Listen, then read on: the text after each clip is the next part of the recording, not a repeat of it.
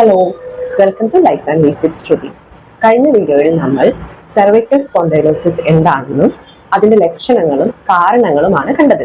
ഈ വീഡിയോയിൽ cervical spondylosis ഉള്ളവർ ശ്രദ്ധിക്കേണ്ട കാര്യങ്ങൾ എന്തൊക്കെ, അതിൽ ആയുർവേദ പ്രതിവിധികൾ എന്തൊക്കെ എന്നാണ് നമ്മൾ കാണാൻ പോകുന്നത്. അപ്പോൾ സെർവിക്കൽ സ്പോണ്ടൈലോസിസ് ഉള്ളവർ ചെയ്യാൻ പാടില്ലാത്തതും അവർക്ക് ചെയ്യാൻ പറ്റുന്നതുമായ കാര്യങ്ങൾ എന്തൊക്കെയാണെന്ന് നമുക്ക് കാണാം. നമുക്കറിയാം, സെർവിക്കൽ സ്പോണ്ടൈലോസിസ് പ്രായാധിക്യം കൊണ്ട് മാത്രമല്ല, പക്ഷെ ഓവർ യൂസ് കാരണവും വരാമെന്നുള്ളത്. അതുകൊണ്ട് തന്നെ ലാപ്ടോപ്പും ഫോണും ഒക്കെ കുനിഞ്ഞിരുന്ന് നോക്കുന്നത് സെർവിക്കൽ സ്പോണ്ടൈലോസിസ് ഉള്ളവർ ചെയ്യാൻ പാടില്ല. അതേപോലെ തന്നെ ഇരിക്കുകയാണെങ്കിലും നിൽക്കുകയാണെങ്കിലും ഒരേ പൊസിഷനിൽ കുറെ നേരം നമ്മൾ അതേപോലെ ചെയ്യാൻ പാടില്ല. ഇപ്പൊ ഇരിക്കുകയാണെങ്കിൽ കുറെ നേരം ഒരേ പൊസിഷനിൽ ഇരിക്കരുത്. നമ്മൾ ടി വി കാണുമ്പോൾ ഒരേ പൊസിഷനിൽ ഇരുന്ന് ടി വി കാണാം, അങ്ങനത്തെ പല കാര്യങ്ങളും ചെയ്യാറുണ്ടല്ലോ. അതൊന്നും നമ്മൾ ചെയ്യാൻ പാടില്ല. മൂന്നാമതായി, നമ്മൾ ഉറങ്ങുന്ന സമയത്ത് നമ്മൾ വളരെ കട്ടി കൂടിയതോ അല്ലെങ്കിൽ വളരെ കട്ടി കുറഞ്ഞതോ ആയുള്ള പില്ലോസ് യൂസ് ചെയ്യാൻ പാടില്ല. അതുപോലെ തന്നെ കിടന്നുകൊണ്ട് മൊബൈലോ ലാപ്ടോപ്പോ യൂസ് ചെയ്യാൻ പാടില്ല.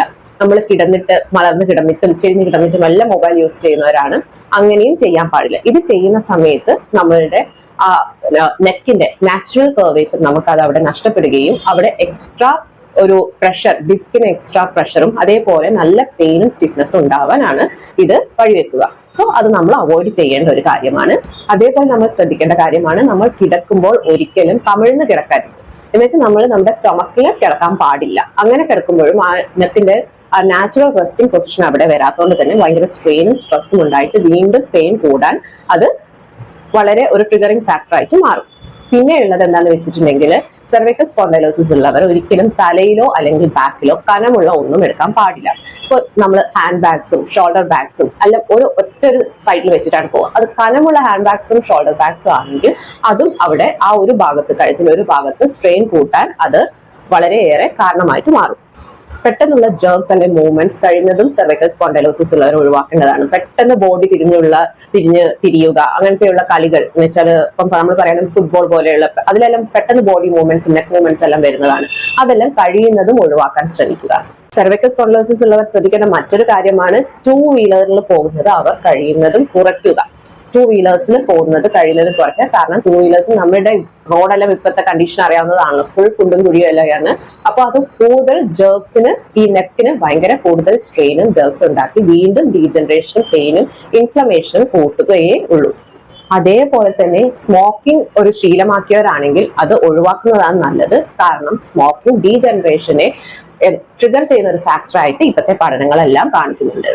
നമ്മൾ വളരെ ഇഗ്നോർ ചെയ്യുന്ന വേറൊരു കാര്യമാണ് നമ്മൾ തണുത്ത വെള്ളത്തിൽ കുളിക്കുന്ന കാര്യം. നമ്മൾ തണുത്ത വെള്ളത്തിൽ, കഴുത്തുവേദന ഉള്ളവരാണെങ്കിൽ കഴിയുന്നതും തണുത്ത വെള്ളത്തിൽ കുളിക്കാതിരിക്കുക. അതുമല്ല, നമ്മൾ ലേഡീസ് ഒക്കെ മുടി ഉണക്കാൻ വേണ്ടിയിട്ട് കുളിച്ചപാട് മുടി ഇങ്ങനെ അഴിച്ചിടും.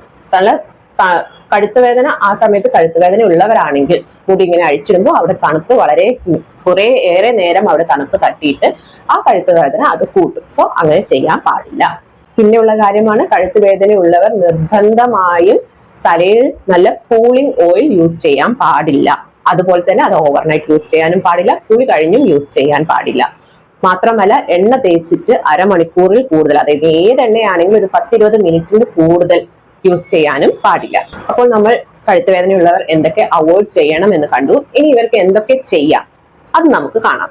ഞാൻ പറഞ്ഞു, ലാപ്ടോപ്പും ഫോണും യൂസ് ചെയ്യുമ്പോൾ കുനിഞ്ഞിരുന്ന് യൂസ് ചെയ്യരുത്. പകരം ലാപ്ടോപ്പും ഫോണും ഐ ലെവലിൽ വെച്ചിട്ട് വേണം നമ്മൾ അത് യൂസ് ചെയ്യാൻ. ഒരു ലാപ്ടോപ്പെല്ലാം യൂസ് ചെയ്യുന്നവരാണെങ്കിൽ കഴിയുന്നതും ഒരു എക്സ്ട്രാ മൗസും കീബോർഡും യൂസ് ചെയ്യുക. കാരണം എന്താണെന്ന് വെച്ചാൽ എൽബോ നല്ല ഫ്രീ ആയിട്ട് ഒരു 90 ഡിഗ്രി വെച്ച് യൂസ് ചെയ്യാൻ പറ്റുന്ന തരത്തിലാണെങ്കിൽ കഴുത്തിലോട്ടേക്കുള്ള സ്ട്രെയിനും സ്ട്രെസ്സും കുറഞ്ഞു കിട്ടും. അതേപോലെ ഫോൺ യൂസ് ചെയ്യുമ്പോൾ ഒരു ഫോൺ സ്റ്റാൻഡോ ഒരു ഹോൾഡറോ എന്തെങ്കിലും വെച്ചിട്ട് ഫോണും ഐ ലെവലിൽ വെച്ചിട്ട് തന്നെ കഴിയുന്നതും കാണാൻ ശ്രമിക്കുക. കിടക്കുന്ന സമയത്ത് ഒരു മീഡിയം തിക്നെസ്സിലുള്ള നമ്മുടെ നെക്കിന് സപ്പോർട്ട് തരുന്ന തരത്തിലുള്ള പില്ലോ യൂസ് ചെയ്തിട്ട് കിടക്കാൻ ശ്രമിക്കുക. മലർന്ന് കിടക്കുക അല്ലെങ്കിൽ ചെരിഞ്ഞ് കിടക്കുക. ചെരിഞ്ഞ് കിടക്കുമ്പോഴും ആ കേർവേച്ചർ, നമുക്ക് വേണമെങ്കിൽ മലർന്ന് കിടക്കുമ്പോഴും ചെരിഞ്ഞ് കിടക്കുമ്പോഴും ഒരു ടർക്കി ടവൽ ഒന്ന് റോൾ ചെയ്തിട്ട് നമ്മൾ ആ കേർവേച്ചറിന് സപ്പോർട്ട് ചെയ്യുന്ന വിധത്തിൽ വെച്ച്, അതും വളരെ കൂടുതലും കുറയാനും പാടില്ല, കറക്റ്റ് അവിടെ സപ്പോർട്ട് തരുന്ന പോലെ വെച്ചിട്ട് നമുക്ക് കിടക്കാവുന്നതാണ്. ഇപ്പോൾ നമ്മൾ ബാഗ് യൂസ് ചെയ്യുകയാണെങ്കിൽ അത് നമ്മൾ ബാക്ക് പാക്സ് പോലത്തെ, ഇപ്പം ഹാൻഡ് ബാഗ്സോ ഷോൾഡർ ബാഗ്സോ അല്ലാതെ ബാക്ക് പാക്സ് പോലത്തെ ബാഗ് യൂസ് ചെയ്യുക. അത് തന്നെയാണെങ്കിൽ അതിന്റെ 2 സൈഡും പാഡഡ് ആയിട്ടും കുറച്ച് വിട്ടുള്ളതുമായിട്ടും, അതും നമ്മൾ ഒരു സൈഡിൽ മാത്രം തൂക്കിയിട്ട് നടക്കാൻ നിൽക്കരുത്. 2 സൈഡിലും വെച്ചിട്ട് വേണം നമ്മൾ അത് ബാക്ക് പാക്ക് യൂസ് ചെയ്യാൻ. അതേപോലെ 2 വീലറിൽ ഇനി ട്രാവൽ ചെയ്തേ പറ്റുണ്ടെങ്കിൽ ബൈക്കിന്റെ ഷോക്ക് അബ്സോർബേഴ്സ് എല്ലാം നമ്മൾ നന്നായിട്ട് കറക്റ്റ് ആണോ നോക്കുക. അതേപോലത്തെ സ്മൂത്ത് ആയ റോഡിൽ ട്രാവൽ ചെയ്യാൻ നോക്കുക. ഇനി ലോങ് ആയിട്ട് കാറിൽ 4 വീലേഴ്സിലെല്ലാം പോവുകയാണെങ്കിലും കഴുത്തിന് ജേർക്സും ഒന്നും വരാതിരിക്കാൻ ഒരു കോളർ സപ്പോർട്ട് ഉണ്ടെങ്കിൽ അതും നല്ലതായിരിക്കും. ഞാൻ നേരത്തെ പറഞ്ഞു നമ്മൾ പെട്ടെന്ന് സഡൻ മൂവ്മെന്റ്സ് അല്ലെങ്കിൽ ജേർക്സ് ഇതൊന്നും പാടില്ല എന്ന്. അപ്പൊ നമുക്കൊന്ന് തിരിയണമെന്നുണ്ടെങ്കിൽ നമ്മൾ കഴുത്തോ ബോഡിയോ തിരിക്കുന്നതിന് പകരം ആദ്യം കാല് തിരിച്ച് നമ്മൾ ഫുള്ളി തിരിയാൻ വേണ്ടിയിട്ട് ശ്രമിക്കുക. അതുപോലെ ഏറ്റവും ഇമ്പോർട്ടന്റ് ആയിട്ട് നമ്മൾ നെക്ക് സ്ട്രെച്ചിങ് എക്സസൈസും ഇവിടുത്തെ നെക്ക് മസിൽ സ്ട്രെങ്തനിങ് എക്സസൈസും റെഗുലർ ആയിട്ട് ചെയ്യണം. അതുപോലെ തന്നെ ഈ ഒരു ഏരിയയിൽ മസിൽസിന് സ്റ്റിഫ്നെസ്സിനെല്ലാം പ്രധാനപ്പെട്ട വേറൊരു ട്രിഗറിങ് ഫാക്ടറാണ് സ്ട്രെസ്. അതുകൊണ്ട് കഴിയുന്നതും സ്ട്രെസ് മാനേജ് ചെയ്യാൻ വേണ്ടി ശ്രമിക്കുക. വളരെയധികം വേദനയുള്ള സമയമാണെങ്കിൽ നമ്മൾ മസ്റ്റ് ആയിട്ട് റെസ്റ്റ് എടുക്കണം. റെസ്റ്റ് എടുത്തിട്ട് ആ സമയത്ത് ഇന്റേണൽ ആയിട്ടും എക്സ്റ്റേണൽ ആയിട്ടും എന്തൊക്കെ തെറാപ്പീസ് ആണോ ഉള്ളത് അതെല്ലാം ചെയ്തിട്ട് കംപ്ലീറ്റ് റെസ്റ്റ് കൊടുക്കണം. എന്നാൽ മാത്രമാണ് നമുക്ക് പെട്ടെന്നുള്ള റിക്കവറിക്ക് സാധ്യമാവുകയുള്ളൂ. ആയുർവേദ പ്രകാരം ഇത് വാദം പ്രകോപിച്ചുണ്ടാകുന്ന അല്ലെങ്കിൽ ശരീരത്തിൽ വാദം കൂടുമ്പോൾ ഉണ്ടാകുന്ന ഒരു കണ്ടീഷൻ കൂടെയാണ്. അതുകൊണ്ട് തന്നെ വാദത്തിനെ കുറയ്ക്കുന്ന തരത്തിലുള്ള ഫുഡ്സ് നമ്മൾ കഴിക്കാൻ ശ്രമിക്കണം. മാത്രവുമല്ല നമുക്ക് ചെയ്യാൻ പറ്റുന്ന വേറൊരു കാര്യം, നമ്മൾ എപ്പോഴും ഒരു അരമണിക്കൂർ അല്ലെങ്കിൽ 1 മണിക്കൂർ കഴിയുമ്പോൾ നമ്മളിപ്പോൾ ഒരു ജോലി ചെയ്യാണ്, അങ്ങനെ എന്തെങ്കിലും നമ്മൾ പ്രൊലോങ്ഡ് ആയിട്ട് നമ്മൾ ഇരിക്കുകയാണെങ്കിൽ മസ്റ്റ് ആയിട്ട് ഒരു അരമണിക്കൂർ അല്ലെങ്കിൽ 1 മണിക്കൂർ നമ്മൾ ബ്രേക്സ് എടുക്കുക, ഷോർട്ട് ബ്രേക്സ് എടുക്കുക. ആ ഷോർട്ട് ബ്രേക്കിൽ നമ്മൾ ജസ്റ്റ് കുറച്ചൊന്ന് നടന്നിട്ട് വരുമോ, അല്ലെങ്കിൽ നമ്മൾ ഈ നെക്ക് എക്സസൈസ് സ്ട്രെച്ചിങ് എക്സസൈസ് എല്ലാം ചെയ്തിട്ടുണ്ടെങ്കിൽ വളരെ അത് ആ മസിൽസിലുള്ള ആ ഒരു സ്ട്രെസ്സും സ്ട്രെയിനും കുറയ്ക്കുന്നതായിരിക്കും. ഞാൻ പറഞ്ഞിരുന്നു, കുളിച്ചു കഴിഞ്ഞാൽ മുടി ഇങ്ങനെ നമ്മൾ അഴിച്ചിട്ട് ഉണക്കാൻ പാടില്ല. പകരം നമുക്ക് ചെയ്യാൻ പറ്റുന്ന എന്താണെന്ന് വെച്ചാൽ ഒരു കട്ടിയായിട്ടുള്ള ടർക്കി ടവല് നമ്മുടെ തോളിൽ ഇങ്ങനെ ഇട്ടിട്ട് അതിനുശേഷം വേണമെങ്കിൽ നമുക്ക് മുടിയെല്ലാം ഉണക്കിയെടുക്കാവുന്നതാണ്. നമുക്ക് അവിടെ ഡയറക്റ്റ് ആയിട്ട് തണുപ്പ് തട്ടാൻ പാടില്ല. വളരെ വേദനയും നീർക്കെട്ടും ഉള്ള സമയത്ത് അത് ആ നീർക്കെട്ടും വേദനയും കൂട്ടുക മാത്രമാണ് ചെയ്യുക. ആയുർവേദത്തിൽ നമ്മൾ സെർവിക്കൽ സ്പോണ്ടൈലോസിസിനെ ഗ്രീവാഗ്രഹം എന്നൊരു കണ്ടീഷനായിട്ട്, ഗ്രീവ എന്ന് വെച്ചാൽ കഴുത്ത്, ഗ്രഹം എന്ന് വെച്ചാൽ സ്റ്റിഫ്നെസ്, ഒരു കണ്ടീഷനായിട്ടാണ് നമ്മൾ എടുക്കുന്നത്. ഇത് പ്രധാനമായും വാതദോഷം വർദ്ധിച്ചുണ്ടാകുന്ന ഒരു അവസ്ഥയാണ്. അതുകൊണ്ട് തന്നെ വാദത്തിനെ കൂട്ടുന്നതായിട്ടുള്ള ചര്യകളും ഭക്ഷണങ്ങളും ഒഴിവാക്കാനാണ് നമ്മൾ ആദ്യം തന്നെ ഉപദേശിക്കാറുള്ളത്. നമ്മളെ വാദത്തെ കൂട്ടുന്ന തരത്തിലുള്ള ഭയങ്കര ഡ്രൈ ആയിട്ട് ഭയങ്കര തണുത്ത ഫുഡ്സ് എല്ലാം നമ്മൾ ഒഴിവാക്കാൻ പറയും. എന്ന് വെച്ചാൽ ഫ്രോസൺ ഫുഡ്സും അതേപോലെ തന്നെ ജങ്ക് ഫുഡ്സും ഇതെല്ലാം ഒഴിവാക്കേണ്ടതുണ്ട്. അതേപോലെ തന്നെ ഫാസ്റ്റിംഗ്, വളരെ നേരം ഫാസ്റ്റിംഗ് ചെയ്യുന്നതും വാദത്തെ കൂട്ടുന്ന ഒരു കാര്യമാണ്. സോ അതും നമ്മൾ അവോയ്ഡ് ചെയ്യേണ്ടതാണ്. അതുപോലെ തന്നെ പകലുറക്കം, രാത്രി ഉറങ്ങാതിരിക്കുക, ഇതൊക്കെ വാദത്തിനെ കൂട്ടുന്ന സംഭവങ്ങളായതുകൊണ്ട് ഇതെല്ലാം നമ്മൾ ഒഴിവാക്കേണ്ടതാണ്. കൂടാതെ ഭയങ്കര ദേഷ്യം, സങ്കടം, ചിന്ത, ഇതേപോലത്തെ സ്ട്രെസ്, ഇതെല്ലാം സ്ട്രെസ് ഉണ്ടാക്കുന്ന എന്ത് കാര്യങ്ങളും നമ്മൾ കഴിയുന്നതും കുറയ്ക്കാൻ വേണ്ടി പറയും. അതേപോലെ നല്ല ബ്രീത്തിങ് എക്സസൈസ്, മെഡിറ്റേഷൻ, പ്രാണായാമ, ഈ കാര്യങ്ങളെല്ലാം ചെയ്ത് നമുക്ക് സ്ട്രെസ് മാനേജ് ചെയ്യേണ്ടതാണ്. ആയുർവേദത്തിൽ സെർവിക്കൽ സ്പോണ്ടൈലോസിസിന് ഇന്റേണൽ ആയിട്ടും എക്സ്റ്റേണൽ ആയിട്ടും നമുക്ക് ട്രീറ്റ്മെന്റ്സ് ഉണ്ട്. ഇന്റർലി നമ്മൾ നീർക്കെട്ടും ഇൻഫ്ലമേഷൻ എല്ലാം ഉള്ള സമയത്ത് അത് കുറയാനുള്ള മെഡിസിൻസ് ഇന്റർലി നമ്മൾ കൊടുത്തിട്ട് അതിനുശേഷം അതേസമയം തന്നെ നമുക്ക് പുറമേയും ആ നീർക്കെട്ട് കുറയാനുള്ള ലേപങ്ങളും അല്ലെങ്കിൽ പൊടിക്കിടികൾ പോലെയുള്ള അല്ലെങ്കിൽ ധാര പോലെയുള്ള കാര്യങ്ങളെല്ലാം നമുക്ക് ചെയ്യാവുന്നതാണ്. ഇൻഫ്ലമേഷൻ എല്ലാം കുറഞ്ഞ് നീർക്കെട്ട് കുറഞ്ഞതിന് ശേഷം നമ്മൾ ഉള്ളിലേക്കും പുറത്തേക്കും നമ്മൾ എണ്ണയുടെ പ്രയോഗങ്ങൾ തുടങ്ങും. നമുക്ക് ഏറ്റവും കിഴികളിൽ ഏറ്റവും നല്ല റിസൾട്ട് തരുന്നത് നാരങ്ങക്കിഴി, ജംബീരപിണ്ടസ്വേദം എന്ന് പറയും. നാരങ്ങക്കിഴി വളരെ ഉപകാരപ്രദമാണ് സെർവിക്കൽ സ്പോണ്ടിലോസിസ് അല്ലെങ്കിൽ കഴുത്ത് വേദനയ്ക്ക്.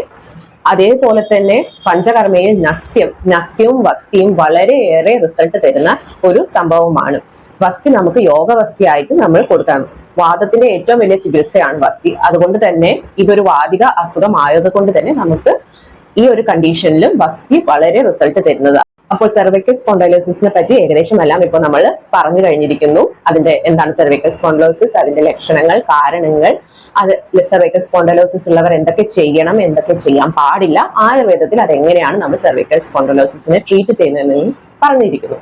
അപ്പോൾ സെർവിക്കൽ സ്പോണ്ടിലോസിസ് ഉള്ളവർ ശരിക്കും ഈ പറയുന്ന കാര്യങ്ങളെല്ലാം ഞാനിപ്പം പറഞ്ഞ എന്തൊക്കെ ചെയ്യാൻ പറ്റും, ചെയ്യാൻ പറ്റില്ല, ആ വിധ കാര്യങ്ങളും നല്ലൊരു പ്രോപ്പർ ആയിട്ടൊരു ലൈഫ് സ്റ്റൈലും റെഗുലർ ആയിട്ട് എക്സസൈസും വാദം കൂട്ടാത്ത തരത്തിലുള്ള ഭക്ഷണങ്ങളും ചര്യകളും അതേപോലെ നല്ല വേദനയുള്ള സമയം അല്ലെങ്കിൽ നന്നായിട്ട് ഇത് ഭയങ്കര പ്രോഗ്രസ് ചെയ്തിരിക്കുന്ന അവസ്ഥ ഇതിലോട്ടേക്ക് മൂവ് ചെയ്യുന്നതിന് മുമ്പ് തന്നെ നല്ലൊരു ഡോക്ടറെ കണ്ടിട്ട് വേണ്ട കൃത്യമായിട്ടുള്ള ചികിത്സകൾ അത് ബോത്ത് ഇന്റേണലിയും എക്സ്റ്റേണലിയും ചെയ്താൽ നമുക്ക് ഈ സെർവിക്കൽ സ്പോണ്ടൈലോസിസ് ഒരു പരിധി വരെ അടുത്ത ഒരു സ്റ്റേജിലോട്ടേക്ക് പ്രോഗ്രസ് ചെയ്യാതെ കൊണ്ടുപോകാൻ പറ്റുന്നതാണ്.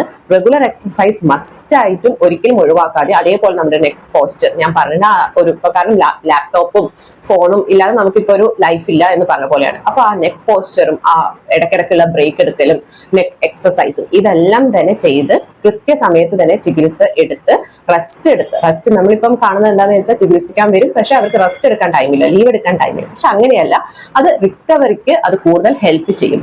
പ്രോപ്പർ റെസ്റ്റ് കൊടുക്കേണ്ട സമയത്ത് നമ്മൾ കൊടുക്കുക തന്നെ വേണം. സോ ഇതൊക്കെയാണ് നമ്മൾ ശ്രദ്ധിക്കേണ്ടത്. അപ്പോൾ ഇതുപോലുള്ള വീഡിയോസ് ഇഷ്ടപ്പെട്ടാൽ ലൈക്ക് ചെയ്യാനും സബ്സ്ക്രൈബ് ചെയ്യാനും മറക്കരുത്. നിങ്ങൾക്ക് എന്തെങ്കിലും ഡൗട്ട് ഉണ്ടെങ്കിൽ കമന്റ് സെക്ഷനിൽ ചോദിക്കാവുന്നതാണ്. അപ്പം ബൈ.